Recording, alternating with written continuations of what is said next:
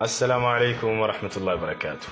يا جماعة የሱብሒ ሶላት ላይ አንሳነፍ የሱብሒ ሶላት የትክክለኛ አማኞች መገለጫ ነው የሱብሒ ሶላትን የሚያሳልፉ ሰዎች የሙናፊቅነት ባህሪ ያለባቸው ሰዎች ናቸው ነብያችን ሰለላሁ ዐለይሂ ወሰለም ስለ ሱብሒ ሶላት በርካታ ነግረውናል ከተናገሩት ውስጥ ሁለቱን ብቻ ልንገራችሁ ነብያችን ሰለላሁ ዐለይሂ ወሰለም ምን ይላሉ من صلى الصبح فهو في ذمة الله የሱብሒን ሶላት የሰገደ ሰው እርሱ በአላህ ጥበቃ ስር ነው ይላሉ የሱብሒን ሶላት ከሰገድክ ቀኑን ሙሉ በአላህ ጥበቃ ስር ትሆናለህ የሱብሒን ሶላት የማትሰግድ ከሆነ ግን የአላህ Subhanahu Wa Ta'ala ጥበቃ አይከተልህም የሰይጣን መጫወቻ ትሆናለህ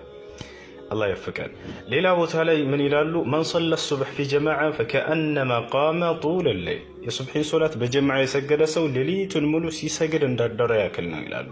ከአላህ Subhanahu Wa Ta'ala ዘንድ አጅሮ የሚጻፍልህ ሌሊቱን ሙሉ እንደሰገድክ ተደርጎ ነው የሱብሒን ሶላት